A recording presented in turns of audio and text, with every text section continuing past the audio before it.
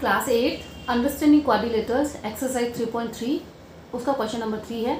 Can a quadrilateral ABCD be a parallelogram if कोई भी quadrilateral parallelogram हो सकता है और ये कंडीशन दी हुई है। इन कंडीशन अगर ये फुलफिल होती हैं तो कोई भी क्वाड्रिलेटर आपका पैरेललोग्राम हो सकता है। फर्स्ट कंडीशन है angle D plus angle B is equal to 180। तो ये जो पैरेललोग्राम होता है उसके अपोजिट एंगल्स क्या होते हैं? इक्वल होते हैं। D और AB को चलो हम 90 डिग्री कर देते हैं, ठीक है। D और B ये अगर आपका 90 डिग्री हो जाता है, ठीक है, तो 90 प्लस क्या होगा? 180 हो गया। ओके, क्योंकि ये फुलफिल हो रही है पैरेललोग्राम में। पैरेललोग्राम में क्या होता है? अपोजिट एंगल्स क्या होते हैं? इक्वल होते हैं। तो हमने इक्वल कर दिया, यहाँ भी 90 कर दिया, यहाँ भी 90 कर दिया, तो ये तो कंडीशन फुलफिल हो रही है। लेकिन उसके अलावा और कंडीशन जो है पैरेललोग्राम की वो भी फुलफिल होनी चाहिए, ठीक है। तो ये जो उससे पहले हम ये देखेंगे कि ये जो 90 वाला है, ठीक है, 90 अगर ये 90 हो गया तो 180 हो गया, कितना बचा? 180। तो ये जो 90 डिग्री हो गया, ये 90 डिग्री हो गया।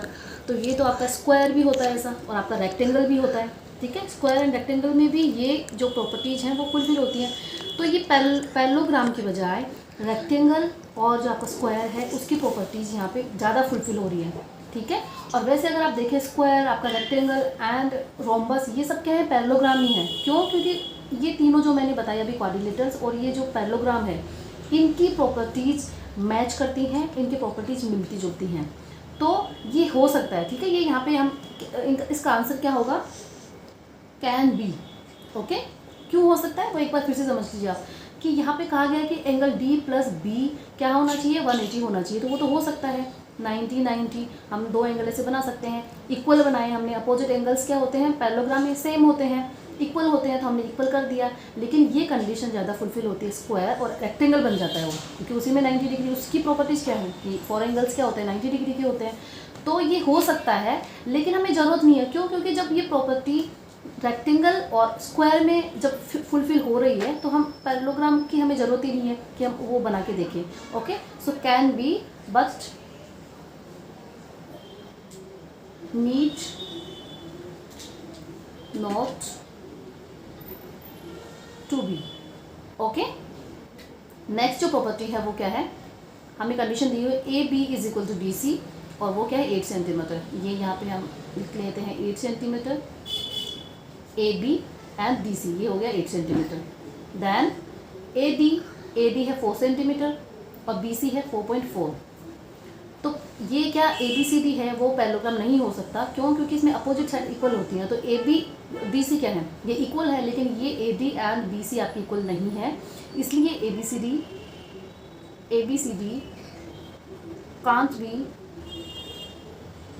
पैरेललोग्राम। वाई? क्योंकि opposite sides are equal in parallelogram. Okay, then next जो है वो है एंगल A 70 होना चाहिए, ठीक है, एंड एंगल C 65 होना चाहिए। तो ये भी प्रॉपर्टी है वो पैरेललोग्राम में ये होल्ड नहीं होगी, क्योंकि पैरेललोग्राम की प्रॉपर्टी क्या होती है? ऑपोजिट एंगल्स इक्वल होते हैं, ठीक है। यहाँ पे ये 70 है, ये 65 है, तो ऐसा तो कोई पैरेललोग्राम हो ही नहीं सकता। तो फिर से लिखेंगे कि ABCD कांट बी पैरेललोग्राम, और इसकी प्रॉपर्टी लिखेंगे क्योंकि अपोजिट एंगल्स क्या होते हैं? Equal in parallelogram. ओके,